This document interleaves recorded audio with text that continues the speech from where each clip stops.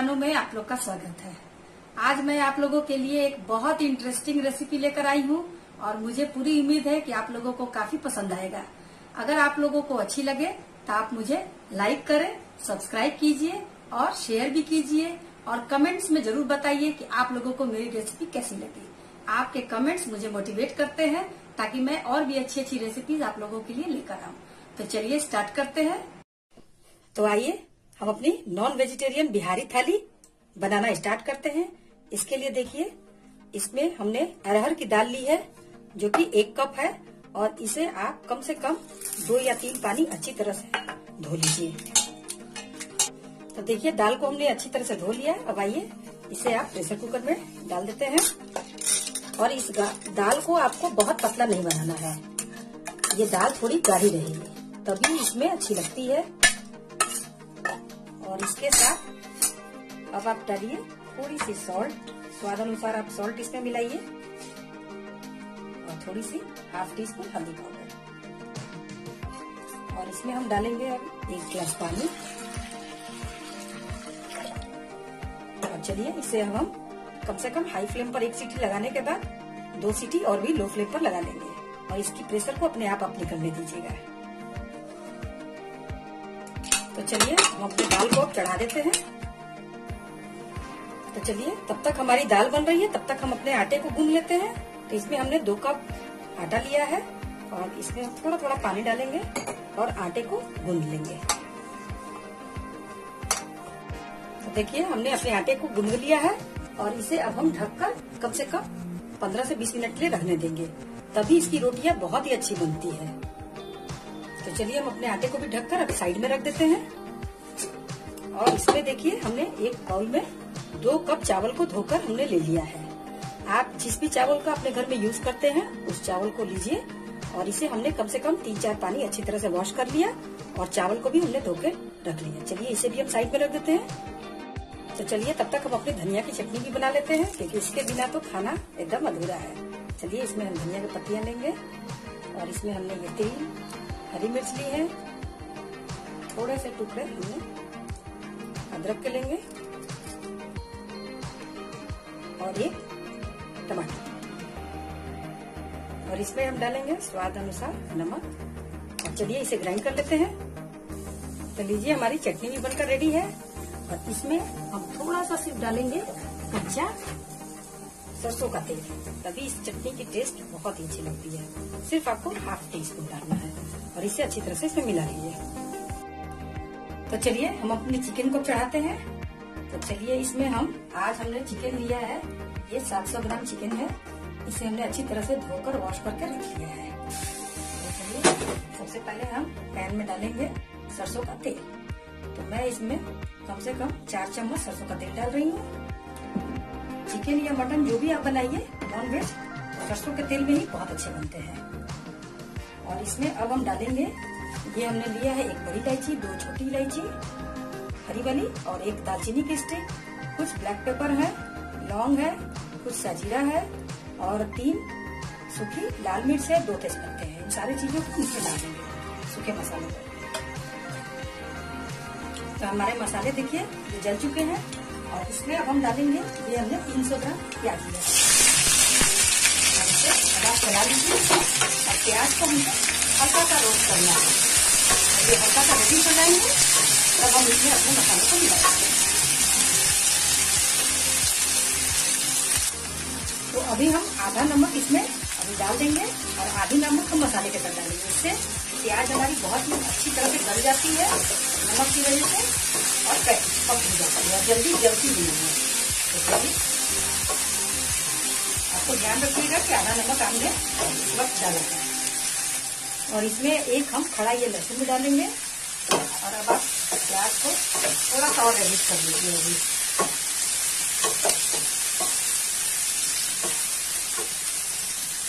देखिए, प्याज हमारी आधी लाल हो चुकी है और इसमें अब हम डालेंगे ये 2 चम्मच लहसुन अदरक का पेस्ट। तो इसमें लहसुन अदरक का पेस्ट थोड़ा अधिक पड़ता है। चलिए इसे भी मिला लेते हैं।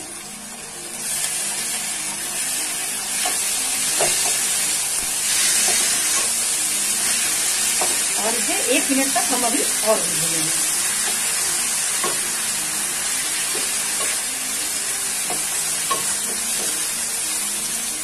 तो अब इसे 1 मिनट भूनने के बाद इसमें अब हम अपने इस चिकन को भी डाल देंगे और इसे भी आपको अच्छी तरह से इसमें कम से कम 4 से 5 मिनट तक भूनना है। अभी आपको फ्लेम थोड़ा हाई भी रखना है और इसे 4-5 मिनट तक आप भूनिए इसमें। तो देखिए इसमें चिकन को भूनते हुए हमें 4 से 5 मिनट हो चुके हैं। इसमें आइए अब हम सूखे मसालों को ऐड करते हैं। तो देखिए इसमें हमने लिया है ये 1 टीस्पून हल्दी पाउडर, 1 टेबलस्पून धनिया पाउडर, 1 टीस्पून देगी लाल मिर्च है जो कि हमें कलर देगी, और 1 टीस्पून लाल मिर्च पाउडर, ये है 1 टीस्पून जीरा पाउडर, 1/2 टीस्पून काली मिर्च पाउडर और स्वाद अनुसार नमक बढ़िया है। चलिए इन सारे मसालों को हम डाल देते हैं। नमक हमने अपने टेस्ट के अकॉर्डिंग लिया है क्योंकि नमक हमने स्टार्टिंग में भी प्याज में डाला था। चलिए इन सारे मसालों को हम अच्छी तरह से मिला देंगे। इसमें थोड़ा सा हम 2 चम्मच इस तरह से पानी डालेंगे ताकि हमारे मसाले गले नहीं, और इसे मिलाने के बाद आप इसे ढक दीजिए और अब हम इसे कम से कम 10 से 12 मिनट तक पका देंगे एकदम लो फ्लेम पर। चलिए हम इसे ढक देते हैं और इसे 10-12 मिनट तक एकदम लो फ्लेम पर पका लीजिए। तो चलिए जब तक हमारी चिकन बन रही है तब तक हम अपने चावल को भी बना लेते हैं। तो आज चावल को हम बिहारी स्टाइल में इस पतीले में बनाएंगे। तो चलिए इसमें मैं पानी ले लेती हूँ, थोड़ी सी पानी और लूंगी, मतलब उस स्टाइल में जैसे हम माड़ को निकाल कर बनाते हैं। तो चलिए अब इसे हम गैस पे रख देते हैं। तो देखिए पानी को हमने ढक कर रख दिया है इसे बॉयल होने के लिए, और जब ये बॉयल होना शुरू हो जाएगा तब हम इसमें अपने चावल को डालेंगे। तो देखिए हमारा पानी बॉयल होना स्टार्ट हो गया है। आइए इसमें हम अपने चावल को डाल देते हैं।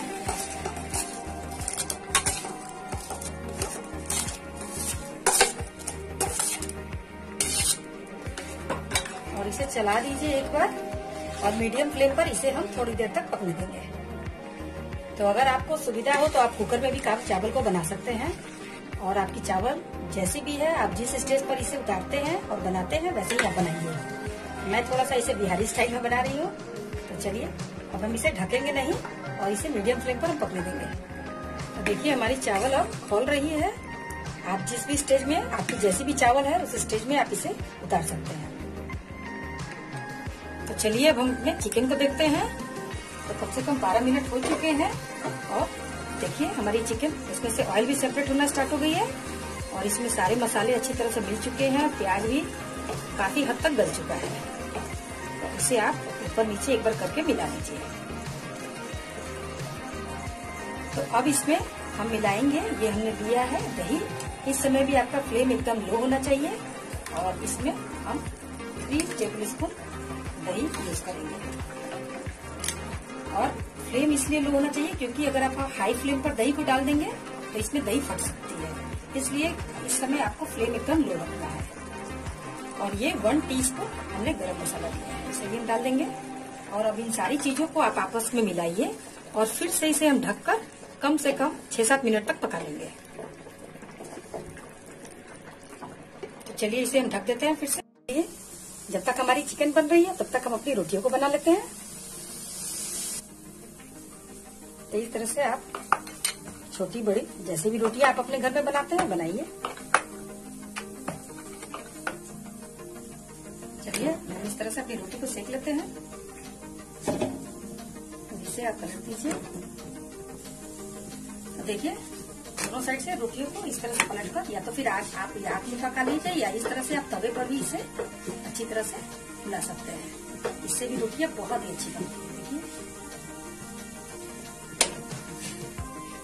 चलिए इसी तरह से हम सारी रोटियों को बना लेंगे। देखिए अब हमारी चावल रेडी है। चलिए इसे अब हम इसकी पानी को निकाल लेते हैं इसमें से। तो देखिए हमारी चावल ये बनकर रेडी हो चुकी है। तो चलिए इसे अब हम ढककर अलग रख देते हैं।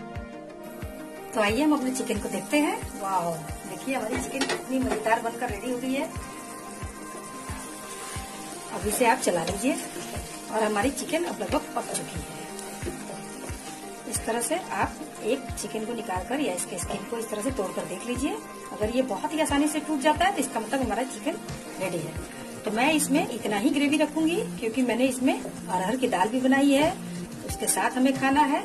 लेकिन अगर आप इसमें ग्रेवी चाहते हैं तो थोड़ा सा पानी मिलाकर इसे 2-3 मिनट तक और भी ढककर रख सकते हैं। लेकिन इतना ग्रेवी अच्छा है क्योंकि बहुत अधिक हम ग्रेवी नहीं डालेंगे। तो चलिए, अब हमारा चिकन रेडी हो चुका है और हम फ्लेम को बंद करते हैं और अपनी थाली तैयार करते हैं। तो आइए अब हम अपनी थाली तैयार करते हैं। तो सबसे पहले हम इसमें रखेंगे ये धनिया की चटनी। इसमें हमने थोड़ी सी अचार भी ली है। अगर आप चाहें तो जो भी अचार आपके घर में हो आप उसे ले सकते हैं। और आइए अब हम इसमें चिकन निकालते हैं।